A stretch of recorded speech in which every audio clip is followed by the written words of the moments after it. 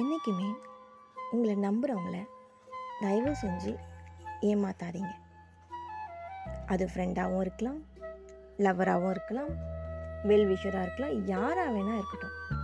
உங்களை நம்புகிறாங்கல்ல, உங்கள் மேலே ஒரு ட்ரஸ்ட் வருதுல்ல அவங்களுக்கு, அந்த நம்பிக்கைக்கு அகெயின்ஸ்டாக எப்போவுமே நடந்துக்காதீங்க. உங்களால் முடிஞ்ச ஹெல்ப்பு என்னால் இந்த ஹெல்ப் அவங்களுக்கு பண்ண முடியும் அப்படின்னு நினச்சிங்கன்னா கண்டிப்பாக பண்ணிவிடுங்க. அதனோட பலனை உடனே எதிர்பார்க்காதீங்க. நான் ஹெல்ப் பண்ணுறேன், அவங்க அதை மறந்துட்டாங்க அப்படின்னு நினைக்காதீங்க. நீங்கள் ஹெல்ப் பண்ணுறது அந்த கடவுளுக்கு தெரியும்ல, கடவுள் பார்த்துட்டு தானே இருக்காரு. அவர் உங்களுக்கு வேறு ஒருத்தர் மூலமாக கட்டாயம் ஹெல்ப் பண்ணுவார். அதே சமயம் உங்களுக்கு யாரையாவது பிடிச்சிருக்கு, அவங்க நல்லா இருக்கணும்னு நினச்சிங்கன்னா மனசார அவங்களுக்கு ஹெல்ப் பண்ணுங்க. சரியா?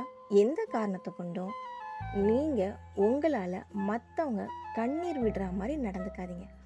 உங்களால் ஒருத்தவங்க மனசு கஷ்டப்பட்டு அழுகுறாங்க அப்படின்னா அது ரொம்ப ரொம்ப ரொம்ப வேதனைக்குரிய விஷயம். அதை இந்த பிரபஞ்சமே பார்த்துக்கிட்டு இருக்கு. அதனுடைய பலன் உங்களுக்கு வேறு மாதிரி வரும். ஸோ என்றைக்கும் உங்களால் இன்னொருத்தவங்க கண்ணீர் விடுற அளவுக்கு நடந்துக்காதீங்க. முடிஞ்ச வரைக்கும் உங்களால் மற்றவங்க சந்தோஷமாக இருக்காங்களா அதை மட்டும் பாருங்கள். அந்த சந்தோஷந்தாங்க நீங்கள் சேர்த்து வைக்கிற பொக்கிஷம். உங்களால் 4 பேர் நல்லா இருக்காங்க, சந்தோஷமாக இருக்காங்க, நிம்மதியாக இருக்காங்க, அந்த ஹாப்பினஸ் போதும். அதை வச்சுட்டு உங்களால் மற்றவங்க அழுகுறாங்க, வேதனைப்படுறாங்க, அதெல்லாம் வேண்டாமே.